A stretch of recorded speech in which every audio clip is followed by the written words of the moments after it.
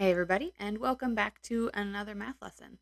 Today we are going to talk about slope and y-intercept and graphs. So we've talked about how to create a graph from a table. We talked about how to find slope from a table. And so now we're going to look at graphs and find slope that way. Now, when we trace our graphs today, when we look at graphs today, your graphs do not have to be perfect. Mine are definitely not perfect. The idea is just to get it on paper so we can work with it. So we're going to start with a graph. Again, your graph does not have to be perfect. And I'm going to go 3 on each side. 3, 3, 1, 2, 3. That worked out nice. 1, 2, 3. There we go. And remember, when we go this way, this is positive 1, 2, 3 on the x-axis. This is negative 1, negative 2, negative 3, x-axis. Y-axis, 1, 2, 3. Y-axis, negative 1, negative 2, negative 3. And this is the origin. All right, so to make a line on a graph, we need 2 points. We can have more than 2 points, but we only have to have 2 points. So I'm going to put a dot here, and I'm going to put a dot here. And I'm going to connect those 2 dots and make a line. It's a pretty straight line if I do say so myself. All right, so given these 2 points and given this line that we have, we need to find the slope and the y-intercept. So we're going to start with slope. Slope. To find slope, you may hear it when we did tables, going back, we did the change in y over the change in x. So we looked at how much the y was changing over how much the x is changing. You do the same thing on a table, but honestly, I think the graph is easier because you might hear it called rise over run. Rise over run. Rise over run. So rising is up and down. That's your y. So rise is my y change. Run is my x change. So step 1, when I'm finding slope from my graph, step 1, I'm going to calculate or count the y change, the vertical change. So how much vertical change?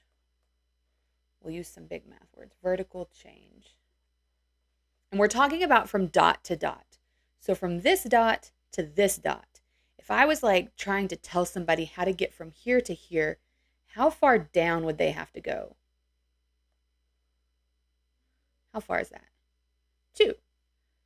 So my negative, now did I go up 2 or did I go down 2?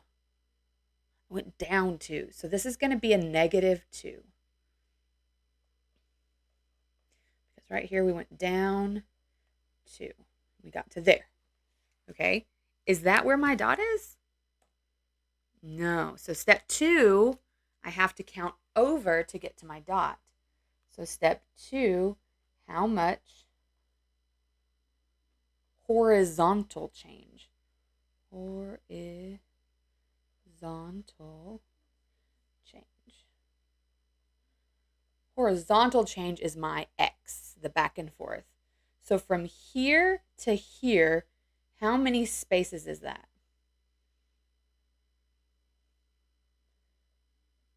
That's 2. And did I go to the right or did I go to the left? I went to the right. So this is going to be a positive 2. So if I were telling somebody, okay, to get from this dot to this dot, I would say go down 2, right 2, down 2, right 2, down 2, right 2.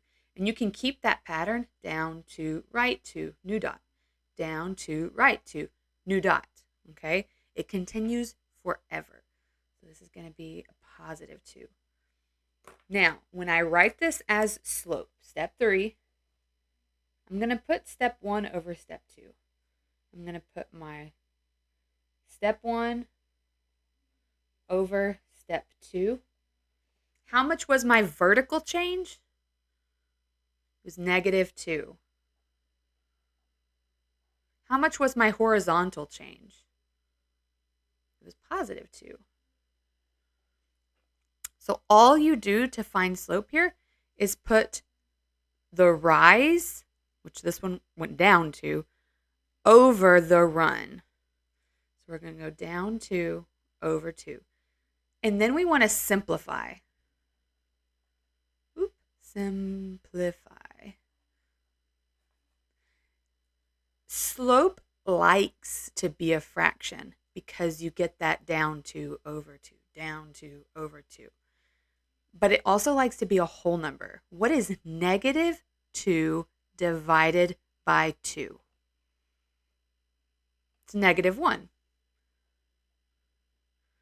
So when my slope is a whole number, there's a numerator of 1 that we don't see. And so this means I'm going to go down 1 over 1, down 1 over 1, down 1. So if I test it out over here, down 1 over 1, there's a dot. Down 1 over 1, okay? Down 1 over 1, there'd be a new dot here. Down 1 over 1, and you just keep going. So when your slope is a whole number, the denominator is what? 1. When slope is a whole number, the denominator is 1. All right, so now the y-intercept. And this part's, I don't know, it's very easy. It's my favorite. So the y-intercept, we'll kind of scooch down. Y-intercept. Finding y-intercept on a graph is really easy because you're just going to go, oh, it's right there. That's it. The y-intercept is where it crosses, where the line crosses the y-axis. So this is the y-axis, and the line crosses right here. Remember when we did tables, the y-intercept was when x is 0. So this coordinate is x of 0. How much is y right here? Negative 2. So the y-intercept here, when x is 0, the y-intercept is negative 2. So the y-intercept is negative 2. Now, if we want to write this as an equation, we have y equals mx plus b. Y equals mx plus b. What was m again?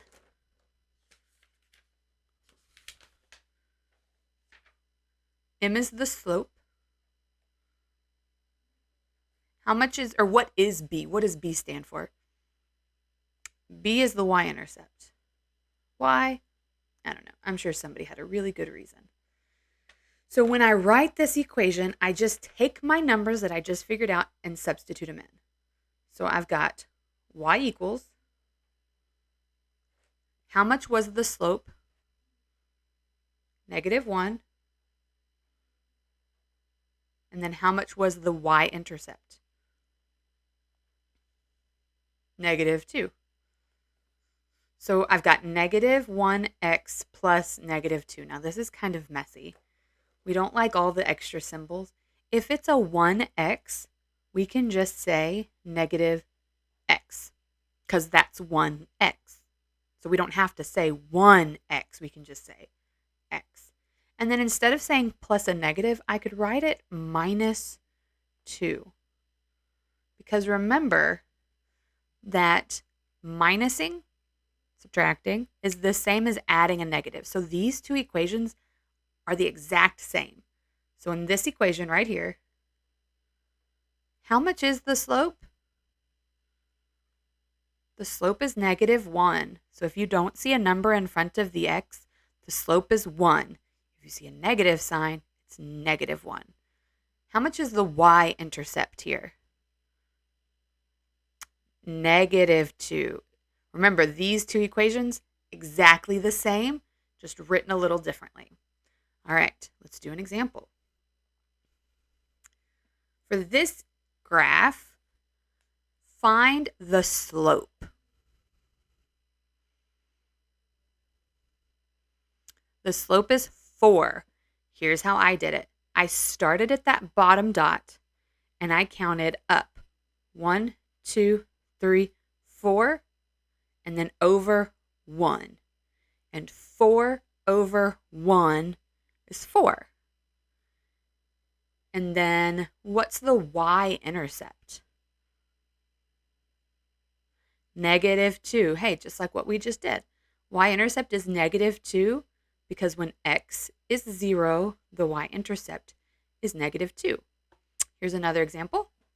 Find the slope.